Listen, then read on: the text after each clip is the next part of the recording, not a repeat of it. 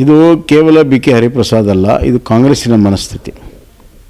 ಕಾಂಗ್ರೆಸ್ನವರು ಜೀರ್ಣಿಸ್ಕೊಳ್ಳೋಕ್ಕಾಗ್ತಾ ಇಲ್ಲ. ಸುಮಾರು 30 ವರ್ಷದಿಂದ ಅವರು ಸತತವಾಗಿ ಅಲ್ಲಿ ಮಂದಿರ ಆಗಬಾರ್ದಂಥ ಪ್ರಯತ್ನಗಳೆಲ್ಲ ವಿಫಲವಾಗಿ ಈಗ ಕಾನೂನಾತ್ಮಕವಾಗಿ ಅಲ್ಲಿ ಮಂದಿರ ಪೂರ್ಣ ಆಗ್ತಿರುವಂಥದ್ದು ಅವರಿಗೆ ರಾಜಕೀಯವಾಗಿ ಜೀರ್ಣಿಸ್ಕೊಳ್ಳೋಕ್ಕಾಗ್ತಾ ಇಲ್ಲ. ಆದ್ದರಿಂದ ಈ ಹರಿಪ್ರಸಾದ್ ಹೇಳಿಕೆಗಿಂತ ಮುಂಚೆ ಕೇಂದ್ರದಲ್ಲಿ ಎಲ್ಲರೂ ಕೂಡ ವಿವಿಧ ಹೇಳಿಕೆಯನ್ನು ಕೊಟ್ಟಿದ್ದಾರೆ. ಮತ್ತು ಆಮಂತ್ರಣ ಬಂದರೆ ಹೋಗಬೇಕು ಬೇಡ ಅನ್ನುವಂಥ ತೀರ್ಮಾನ ಸುದ್ದ ಇನ್ನೂ ಕೂಡ ಮಾಡಿಲ್ಲ. ಅದು ಅವ್ರ ಮನಸ್ಥಿತಿ ತೋರಿಸ್ತದೆ. ಅವ್ರಿಗೆ ಗೊತ್ತಿದೆ ಶ್ರೀರಾಮಚಂದ್ರ ಮಂದಿರದ ಜೊತೆಗೆ ಮೋದಿಯವರ ಒಂದು ದೊಡ್ಡ ಜನಬೆಂಬಲ ಈ ದೇಶದಲ್ಲಿದೆ. ಲೋಕಸಭಾದಲ್ಲಿ ಮತ್ತೆ ಸೋಲು ಅನ್ನೋದು ಗ್ಯಾರಂಟಿ ಇದೆ.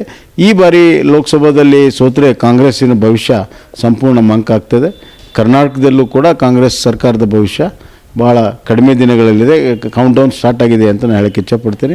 ಆದ್ದರಿಂದ ಆತಂಕಗೊಂಡು ಭಯವನ್ನು ಹುಟ್ಟಿಸುವಂಥ ಕೆಲಸವನ್ನು ಮಾಡ್ತಾ ಇದ್ದಾರೆ. ಅವರು ಅಯೋಧ್ಯೆಗೆ ಹೋಗುವಂಥ ಕರಸೇವಕರಿಗಿರ್ಬೋದು ಅಥವಾ ಯಾರೇ ಇದ್ದರೂ ಗೋಧರಾ ಟೈಪ್ ಆಗ್ತದೆ, ಯಾರು ಹೋಗಬೇಡಿ ಅನ್ನುವಂಥದ್ದನ್ನು ಅವರು ಅದನ್ನು ವಿಫಲಗೊಳಿಸುವಂಥ ಪ್ರಯತ್ನಗಳನ್ನು ಈ ರೀತಿ ಮಾಡ್ತಾ ಇದ್ದಾರೆ. ಅದು ಎಂದೆಂದು ಯಶಸ್ವಿ ಆಗೋದಿಲ್ಲ. ಇದರ ವಿರುದ್ಧ ನಾವು ಹೋರಾಟವನ್ನು ಮಾಡ್ತೀವಿ.